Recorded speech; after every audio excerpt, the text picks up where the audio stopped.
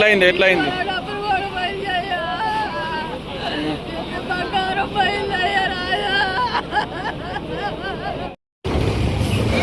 మీరు చూస్తున్నారు ఈ మన మియాపూర్ వాజ్పల్లి హైవే రోడ్ ఇది. ఇప్పుడే కేజీఆర్ ఫంక్షన్ హాల్ పక్కన ఉన్నటువంటి ఫర్నిచర్ షాపులు మొత్తం అగ్ని ప్రమాదం జరిగింది. ఇవన్నీ ఎన్నో రోజుల నుంచి ఇక్కడ పెట్టారు. ఇవన్నీ ఇల్లీగల్ అనమాట. దీనికి ఏమీ లేదు. ఎన్నిసార్లు కంప్లైంట్ ఇచ్చినా కానీ పట్టించుకోవడం లేదు ఎవరు కూడా, మున్సిపల్ అధికారులు.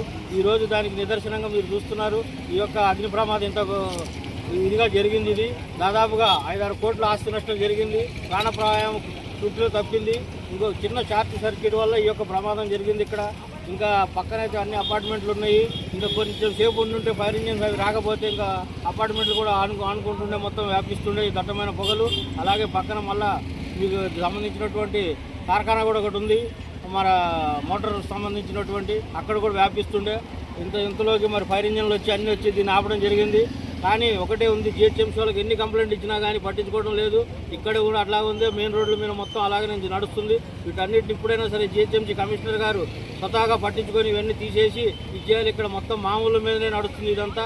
దీన్ని వెంటనే తీసేయాలని చెప్పి నేను సందర్భంగా కోరుతున్నాను.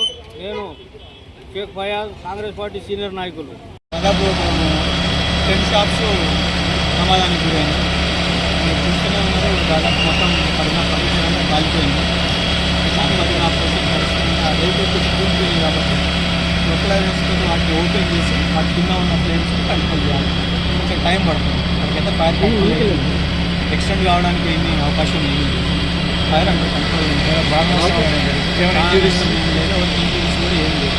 కేవలం ఫర్నిచర్ మాత్రమే అంటే అది మనకి అంచనా వేయలేదు. ఓనర్స్ వాళ్ళు చెప్పాలి మనకి అది ఎంత ప్రాపర్టీ ఎంత వాల్యూ ఉందనేది మనం వాళ్ళు ఇన్పుట్ ఇస్తే దాని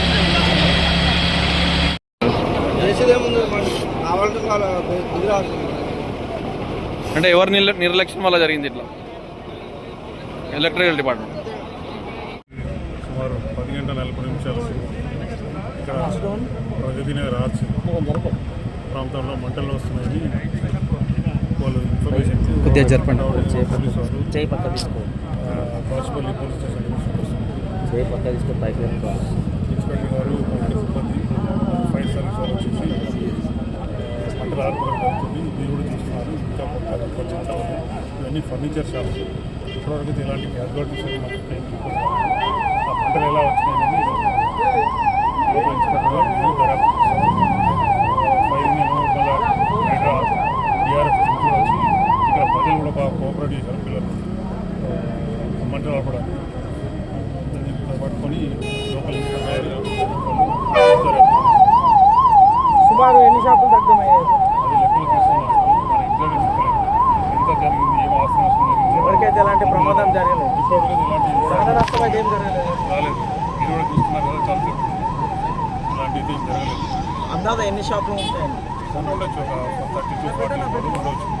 మొత్తం ఫర్నిచర్ షాప్స్ అని ఇంకేమన్నా? ఆల్మోస్ట్ అన్నీ అవే ఉన్నాయి.